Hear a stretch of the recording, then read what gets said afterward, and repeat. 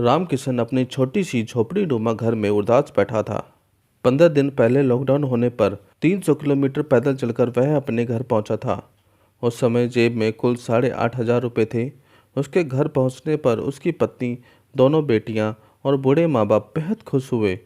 उसने आते ही कुछ दिनों का राशन का इंतजाम तो कर दिया था, पर अब लॉकडाउन बढ़ जाने से रामकिशन की चिंताएं बढ़ती जा रही थीं। पत्नी ने उसे हिम्मत बांधते हुए कहा, क्यों ना हम यहीं कोई छोटा मोटा काम शुरू कर लें, दाल रोटी का तो जुगाड़ हो जाएगा। पत्नी की बातें सुनकर रामकिशन की आंखों में चमक आ गई। अपने गांव में रहकर काम करने से अच्छा और क्या हो सकता है, पर सवाल यह था कि क्या किया जाए। दोनों ने खूब सोचा, फिर तय किया कि फिलहाल सरकार द्वारा लोगों को मास्क पहनाने की हिदायत दी जा रही है, लेकिन हर किसी के पास मास्क उपलब्ध नहीं है। तो क्यों न कपड़े के मास्क बनाकर उन्हें आसपास के गांव और कस्बों में बेचा जाए।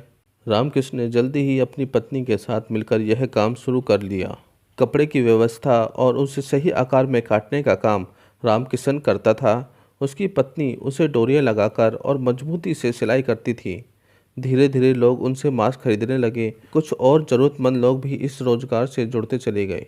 अत्यंत उचित दरों पर मास्क की बिक्री करके वे लोग मशहूर हो गए थे। धीरे धीरे इसने लघु उद्योग का रूप ले लिया। गांव में रहकर गांव में ही जीविका हेतु अब धीरे धीरे समूह बनने लगे थे, जैसे कि साबुन उद्योग, अचार पापड़ उद्योग, गलीचा व कारपेट उद्योग, रंगाई व छपाई उद्योग, मसाला उद्योग आदि। देखते ही देखते गांव के अन्य लोगों को भी रोशनी की किरण दिखाई देने लगी थी। उन्होंने भी गांव में रहते हुए अपना रोजगार तलाश किया और गांव में रहकर ही अच्छी आमदनी कमाने लगे।